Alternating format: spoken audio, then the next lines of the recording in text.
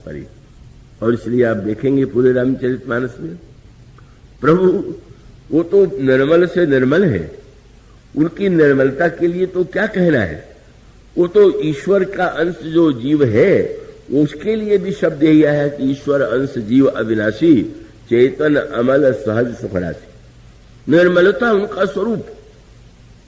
और इस संदर्भ में केवल भगवान राम के चरित्र से हम अगर वाणी बोलना सीख जाए तो इससे बढ़कर के जीवन के लिए प्रेरक बहुत सी अनेक बातें हैं, पर ये तो बड़े महत्व की बात है। और उस वचन रचना का प्रयोग आप यहां पर भी भीषण प्रसंग में भी सर्वत्र प्रभु के वाक्यों पर आप ध्यान दीजिए। सुग्रीव ने भगवान राम से कहा, ये रावण का दशानन का भाई है, भेद लेने के लिए आया हुआ है और मैं समझता हूं कि इसकी बात पर विश्वास नहीं करना चाहिए, बंदी बना लीजिए। भगवान के स्थान पर दूसरा होता सत्यवादी, अपने को मानने वाला, जो कटुभाषियों का सबसे प्रिय शब्द है, कब वो भगवान राम तुरंत याद दिला देते कि अगर बाली के भाई पर भरोसा किया जा सकता है तो रावण के भाई पर क्यों नहीं। स्वयं भी तो बाली के ही भाई थे। और जब उन्होंने ये कहा कि ये भेद लेने आया है, तुलसीदास जी ने लिखा है कि जब ये वाक्य निकला तो प्रभु खूब हंसे, पर हंस के सुग्रीव की ओर नहीं देखा, खूब हनुमान जी की ओर देखने लगे। फिर ये बेहस कहत, हंसे भी बाहर से नहीं, हृदय में हंसे, कि सुग्रीव को ये न लगने लगे कि मेरी बात पर हंस रहे हैं। फिर भी हंसे, लेकिन हनुमान जी की ओर देखा। हनुमान मानो बिना बोले ही प्रभु ने कहा, तुम्हें इनने जब पहली बार भेजा था तो मेरा भेद ही लेने तो भेजा था। यही तो कह रहे हैं कि रावण ने आप मेरा हम लोगों का भेद लेने के लिए भेजा है, तो तुम भी तो भेद ही लेने आए थे, इनके कहने पर ही आए थे। और अगर ऐसा होने पर भी सुग्रीव इतने मित्र हो सकते हैं और तुम जैसा महान सेवक हो सकता है, तो क्या रावण के भाई के नाते ही इसको इस तरह से उसके प्रति अन्याय करना चाहिए। पर प्रभु तो वाणी जब बोलते हैं, ऐसा विश्व में तो प्रभु के समान शब्द रचना करने वाला भगवान गोस्वामी जी ने पूरे प्रसंग में आप पढ़ेंगे कि भगवान राम बोलने में कितने सावधान है। रावण से भी बोलते हैं तो कैसे बोलते हैं, और श्रेष्ठ लोगों से तो प्रश्न ही कहा। और यहां पर भी वही वाणी की भगवान ने यही कहा। प्रसन्न होकर के सुग्रीव ने कहा, इसको बंदी बना लीजिए। और प्रभु ने कहा, सखा नीति तुम नीक विचारी। नहीं, वाह, आप तो प्रधानमंत्री हैं, आप तो बड़े राजनीतिज्ञ हैं, आपने तो बहुत ही सुंदर नीति की बात कही। प्रशंसा कर रहे हैं, निंदा नहीं करते, आलोचना नहीं करते, बल्कि कहते बहुत अच्छी बात कही। और फिर धीरे से कहते हैं कि मित्र, एक समस्या है, तुम नीति की दृष्टि से जो कह रहे हो बिल्कुल ठीक है, लेकिन तुमको ये भी ज्ञात होगा। और बहुत सुंदर वाक्य प्रभु ने कहा। कौशल्या जी ने जब श्री सीता जी को वन जाने के लिए प्रस्तुत देखा तो बड़े स्नेह से कहा कि पुत्र राम, ये मेरी पुत्री जो है ये तो कल्पलता है, ये तो अमृत की जड़ी है, और मैं तो इतने दिन से इस कल्पलता, इस अमृत की जड़ी को निरंतर बचाए रखने की चेष्टा करती हूं। कल्प वेली जिमि बहुविधि लाली, और सींच स्नेह सलिल प्रतिपाली। अब प्रेम प्रेम के द्वारा इस अमृत की जड़ी को हमने सींचा है। सो बन सो सिय जहन चलत बन साथा। वह सीता बन जाना चाहती है, तो पुत्र मैं ये पूछती हूं कि विश्व वाटिका की सोह सुत सुभग सजीवन मूरी। पुत्र, अमृत की जो जड़ी है वो तो जहां दिव्य वाटिका है वहीं होना चाहिए। कब वन क्या है, वो तो मानो विश्व वाटिका है, विश्व का बाग है। तो क्या हमारी ये अमृत की भाई जो पुत्र वधू है, क्या वहां उसकी शोभा रहेगी। सीता जी ने मां की ओर देखा और प्रभु की ओर देखा, और सीता जी का तात्पर्य यही था कि मां ने तो बिल्कुल अनजाने में भी वह कह दिया जो सत्य है। क्या? अगर जंगल विष की वाटिका है और जहां विष ही विष है, वहीं तो अमृत के जड़ी की आवश्यकता है। यहां तो इतनी अमृत की जड़ियां हैं कि मैं रहूं न रहूं कोई अंतर नहीं पड़ता। और आप यदि जा रहे हैं तो उस विष वाटिका को बदलने के लिए ही तो जा रहे हैं। और जा रहे हैं तो अगर मां कहती है कि मैं अमृत की जड़ी हूं, तब तो मुझे अवश्य साथ लेके चलिए। तो मानो प्रभु ने भी यही कहा कि ठीक, पर ये भी तो विचार का प्रश्न है कि अगर किसी व्यक्ति को बुरा समझ करके ही मैं उसका परित्याग कर दूं, तो बुराई को नष्ट करना, हम इससे स्वयं तो बच जाएंगे बुराई से, पर बुराई तो दूर करने की बात नहीं होगी। तो तुमने जो बात कही वो राजनीति की दृष्टि से बिल्कुल ठीक कही है, पर मेरा जो जीवन का व्रत है, ममपन शरणागत, मेरा प्रण है कि जो शरण में मेरे आ जाएगा उसके भय को मैं दूर करूंगा। शरण माने जो असमर्थ है, का एक रोगी भी जब व्याकुल होकर के डॉक्टर के पास, वैद्य के पास जाए, तो उसका कार्य तो उसके विषय में न्याय करना नहीं। क्या मान लीजिए कहीं डाकुओं से पुलिस के सिपाहियों का संघर्ष हो और पुलिस की गोली से डाकू घायल हो गया, मर गया, पर कोई घायल हो गया, और उसको लेकर के अगर हॉस्पिटल में लाया जाए और डॉक्टर ये सोचे कि अब इसको तो सजा मिलने वाली है, अब कुछ तो मारे गए हैं, इसको भी जहर खिला के मैं मार दूं, तो क्या उस डॉक्टर को पुरस्कार मिलेगा क्या कि वाह वाह हल्का काम कर दिया आपने, कि वो आया था हॉस्पिटल में तो आपने जहर देके मार डाला?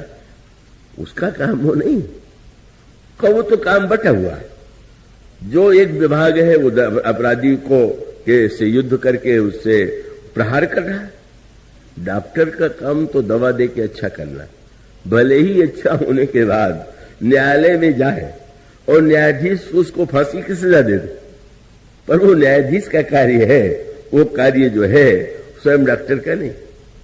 तो प्रभु ने कहा कि मित्र, मैंने ये व्रत लिया है कि अगर कोई मेरी शरण में आवेगा तो मैं भय अवश्य दूर करूंगा। और तब नीति कहती है, तुम ठीक कहते हो कि शत्रु के भाई पर भरोसा कैसा, और मेरा व्रत है। प्रभु ने एक बड़ी सांकेतिक भाषा का प्रयोग किया। तुम अगर ये कहते हो कि भेद लेने आया है, तो क्या हमें डरना चाहिए क्या? क्यों? बोले जिसको ये लगता हो कि मेरा भेद चला जाएगा तो मैं हार जाऊंगा। प्रभु ने तो कहा कि अगर मैं चाहता कि मेरा कोई भेद न ले, तो मैं तो साकेत लोक में ब्रह्म बना बैठा रहता। मैं तो अपना भेद खोलने के लिए ही तो अवतार लेके आया हूं। वहां मेरा तो कोई भेद जानते ही नहीं, उस ब्रह्म का भेद कौन जानता है? तो प्रभु ने कहा कि मैं क्या बताऊं, मैं तो आया हूं कि भला कोई भेद तो मेरा ले ले, और भेद ले लेगा तो हमें भी आनंद, उसे भी आनंद।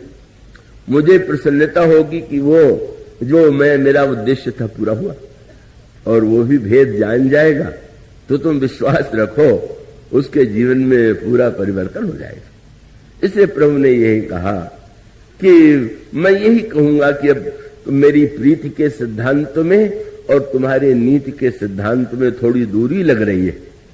कोई ऐसा मार्ग है कि बीच वाला मार्ग हो? अब सुग्रीव तो प्रभु की बात उनको अच्छी नहीं लग रही, उनको लग रहा है कि ये सब बातें जो है भावुकता की हैं, युद्ध में कहीं भावुकता चलती है। और तब भी प्रभु इतने उदार हैं कि प्रभु ने कहा फिर ऐसा कर ले कि एक प्रतिनिधि मैं अपना चुन दूं और एक प्रतिनिधि तुम अपना चुन लो, दोनों को भेजा जाए, और अगर दोनों मिलकर निर्णय कर ले कि वो कैसा है। और तब प्रभु ने कहा कि मैं हनुमान को अपनी ओर से चुनता हूं। सुग्रीव के लिए स्वाभाविक था कि उन्होंने अंगद की ओर देखा, युवराज है, और तब गोस्वामी जी ने लिखा उभय भांति तेहि आनहु हंसी कह कृपा निकेत, जय कृपालु कही कपि चले अंगद हनु समेत। हनुमान जी और अंगद दोनों जाते हैं।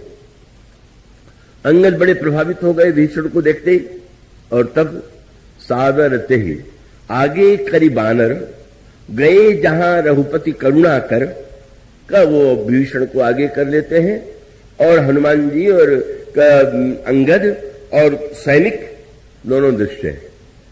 प्रीति वालों को लगा स्वागत हो रहा है, और नीति वालों को लगा कि सावधानी रखी जा रही है, घेरा डाल करके लाया जा रहा। और पहुंचने के बाद वो तर्क वितर्क समाप्त नहीं हुआ। रावण विभीषण का तर्क यह था कि शरणागति में आपका कोई सिद्धांत है कि नहीं। तो प्रभु ने कहा कि मित्र, मैं तो ये मानता हूं और इसीलिए मैं घोषित करता हूं कि कोटि विप्रबध लागई जाहू आए शरण तजो नहीं था। सन्मुख होई जीव मोहि जबहि जन्म कोटि यख ना सही तबहि। कितना भी बड़ा व्यक्ति बुराई क्यों न कर चुका हो, पर मेरे सन्मुख जो ही आता है उसका पाप नष्ट हो जाता है। सुग्रीव ने कहा, प्रभु यह कहते समय आपने ध्यान दिया कि इसका कितना बड़ा दुरुपयोग होगा। जब आप ये घोषणा कर देंगे कि बुरे से बुरा पापी से पापी व्यक्ति भी आपकी शरण में आ सकता है, तो लोग तो निश्चिंत होकर पाप करेंगे। चलो, इन्होंने तो कह ही दिया है कि मेरे सन्मुख आते ही पाप नष्ट हो जाएगा, और तब वो पाप करेंगे मनमाने और आपके सामने आ जाएंगे, महाराज शरण में हूं।